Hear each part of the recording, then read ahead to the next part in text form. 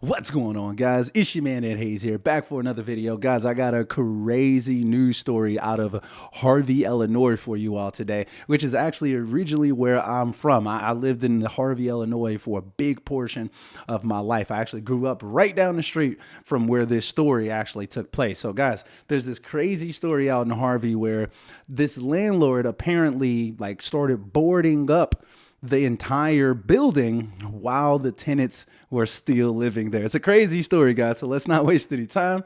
Let's get right on into it. All right, so let's check out this quick video and then we're gonna go ahead and talk about it. Harvey city officials say they've been speaking with property managers here since October about the unfit living conditions and the ongoing crime, but tell us it was the owners who took it upon themselves to board up the apartments here. And residents say they were still inside at the time. Rudolph. Yeah, they broke off Over the handle. They broke the handle off the door? Yeah. And you stuck up in there?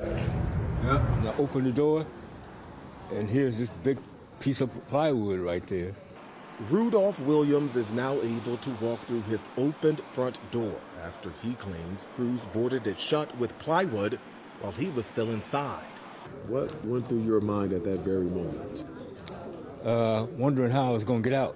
He lives here in this apartment complex on South Halsted and Harvey, where many were apparently forced out of their homes Friday night due to what are being called unsafe and dangerous living conditions.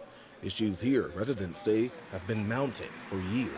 My mom was 73 years old and I had to move her from over here because there was too much going on. The stairs here fell down, I fell through the stairs. 24-hour Jesus Christ. drug activity.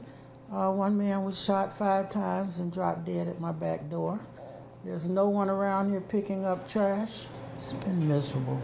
In a statement, Harvey city leaders said in part, quote, contrary to recent claims, the city did not evict anyone from these properties, but has communicated with the property owners regarding the unsafe conditions of the buildings and need to immediately rectify the dangerous living conditions. In fact, Real quick, I just got to pause this video to point out the fact that if the city hadn't actually evicted these people and then the landlord took it upon themselves to start boarding up the place, the people that were still in there may actually have a case, like a lawsuit against the actual landlord or the property management company of that building. Something to think about. in fact, city leaders say the owners made the call as Harvey older people scrambled for a resolution.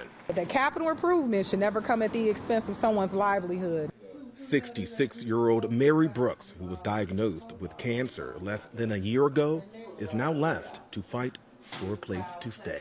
It's hard. I want to plan, but you can't plan because you don't know where you're going to move to, when you'll be able to move, how much money. We have reached out to the property managers and the board-up crew, but have yet to hear back. City officials say they will continue to monitor the situation here. At this time, it's unclear if or when exactly these residents will have to move.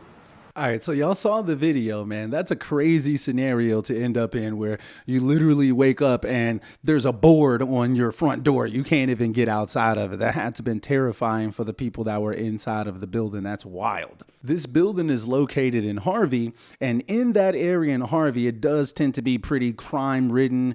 Gangs, drugs, things of that nature are going on in that area. So this could be like a big drug spot out in Harvey or whatever. I actually used to stay like 5-10 minutes away from this building. Is actually pretty crazy. Probably like 20-30 units there or something like that.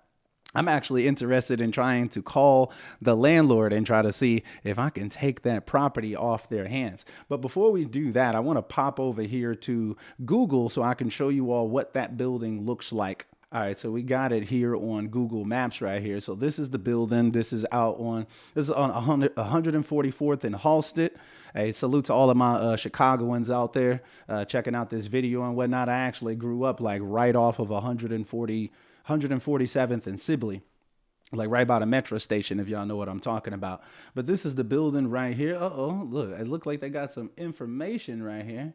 Like, I may go ahead and give these people a call while we're actually talking, while I'm making this video and whatnot. But yeah, so this is the building right here. Y'all can see it's like a gas station right here. I know this little store right here. I think that this used to be a Cracker Barrel, if I'm not mistaken.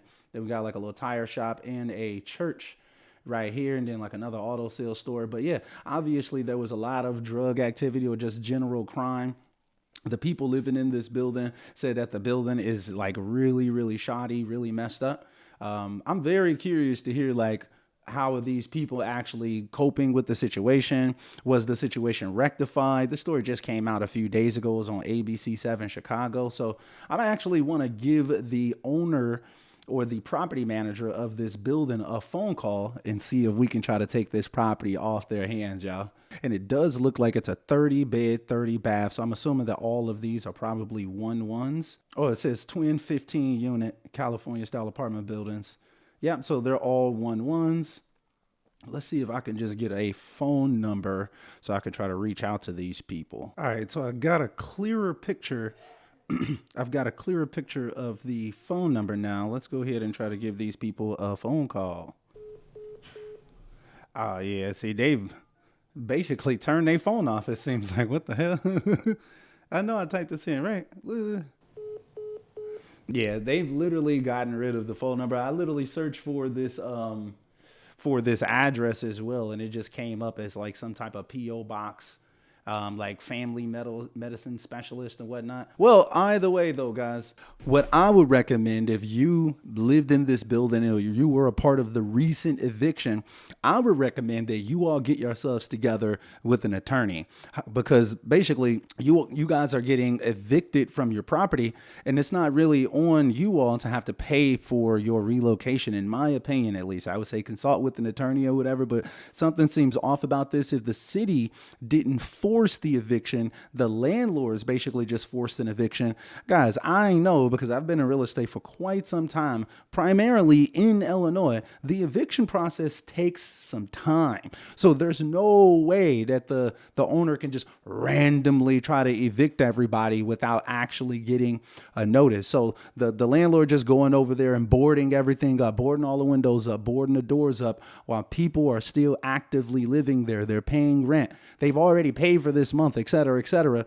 That's going to be a problem. I highly recommend that you all get yourselves with an attorney that can potentially help you all out in this scenario. I think you all have a case. And as y'all can see right here, man, the comments were pretty crazy on this video, saying it's one thing to evict them, but you can't board up their doors and windows with them inside.